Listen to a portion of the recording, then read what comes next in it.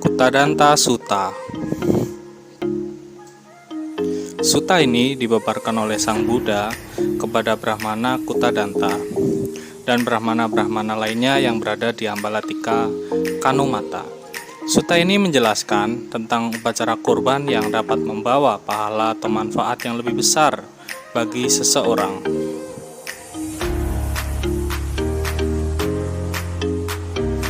Karena pada waktu itu Brahmana Kutadanta hendak melakukan upacara korban dalam jumlah yang besar, yaitu 100 pasang sapi dan kambing, dan juga telah disiapkan di tempat upacara. Namun ia mendengar bahwa Samana Gotama mengerti tentang pelaksanaan upacara korban yang sukses dengan 3 metode serta 16 peralatan tambahannya. Akhirnya sang Brahmana menanyakan hal tersebut.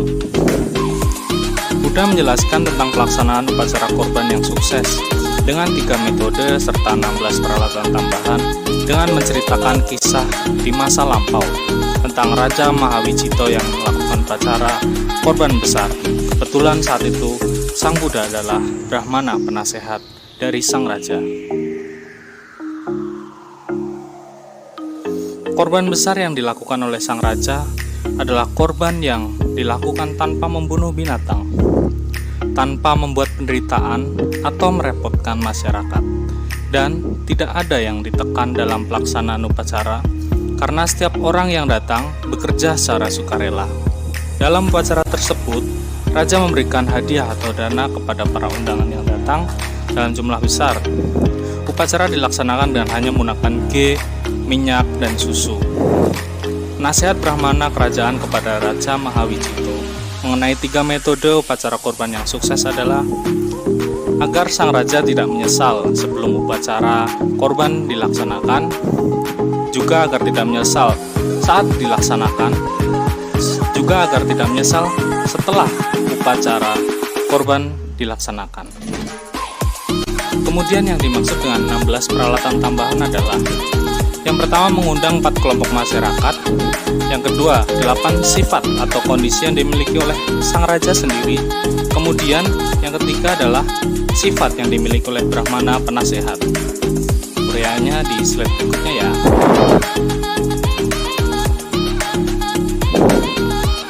Empat kelompok masyarakat yang saat itu diundang adalah para ksatria, para menteri, para Brahmana, dan para rumah tangga yang berpengaruh.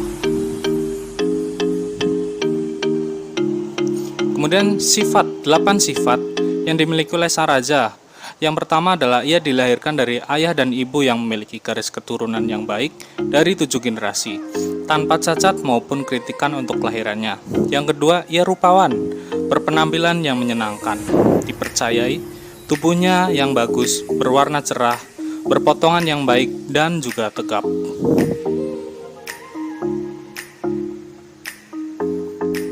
Sikap yang ketiga, ia maha besar, memiliki harta kekayaan yang besar, gudang emas dan perak, serta hal-hal yang menyenangkan, barang-barang dan panen yang baik, lumbung dan penyimpanan harta yang penuh. Yang keempat, ia sangat berkuasa, komandan pasukan yang loyal dan disiplin, terdiri dari 4 divisi, yaitu pasukan gajah, kuda, kereta, dan pemanah. Nampaknya musuh yang dikalahkan oleh keperkasaannya. Yang kelima, ia yakin pada agama. Yang keenam, ia terpelajar untuk berbagai macam pengetahuan. 7. Ia mengetahui apa yang telah dikatakan dan dapat menerangkan. Yang kedelapan, ia pintar, ahli, bijaksana, dan dapat memikirkan hal sekarang, yang lampau, atau yang akan datang.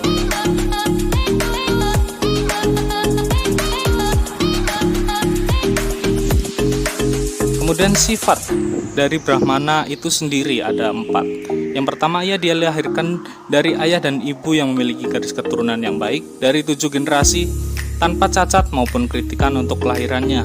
Ia siswa yang telah menghafal mantra-mantra, menguasai Weda dari semua indeks, ritual, fonologi, tafsiran, legenda, terpelajar dalam idiom, gramatika, menguasai pengetahuan alam, dan 32 tanda tubuh Mahapurisa.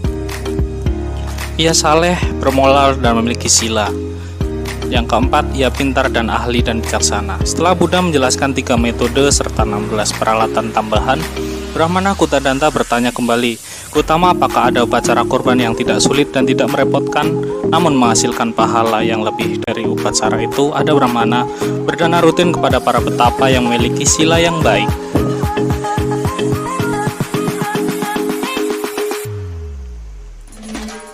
Lalu Brahmana bertanya lagi hal yang sama. Apakah ada yang lebih bermanfaat dan menghasilkan pahala yang lebih baik dari upacara itu? Buddha menjawab, ada Brahmana, yaitu dengan mendirikan wihara atas nama Sangha pada 4 arah. Lalu Brahmana juga bertanya hal yang serupa mengenai pahala dari upacara kurban yang lain yang lebih mudah. Buddha menjawab, ada Brahmana, yaitu dalam melaksanakan sila, yaitu menghindari diri dari pembunuhan makhluk hidup, mengambil barang yang tidak diberikan, pemuasan nafsu, dan cara yang salah, berdusta, minum minuman yang dapat menyebabkan ketidakwaspadaan. Lalu Brahmana juga bertanya kembali hal yang sama.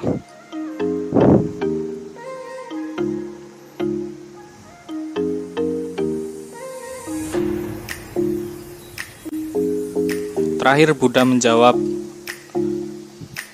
kurban yang terakhir adalah menjadi seorang biku atau samana yang mana hidup mengendalikan diri sesuai dengan peraturan para biku, kemudian memiliki kesempurnaan dalam kelakuan dan latihannya, dan kemudian ia dapat mengarahkan pikirannya kepada pandangan yang terang yang timbul dari pengetahuan.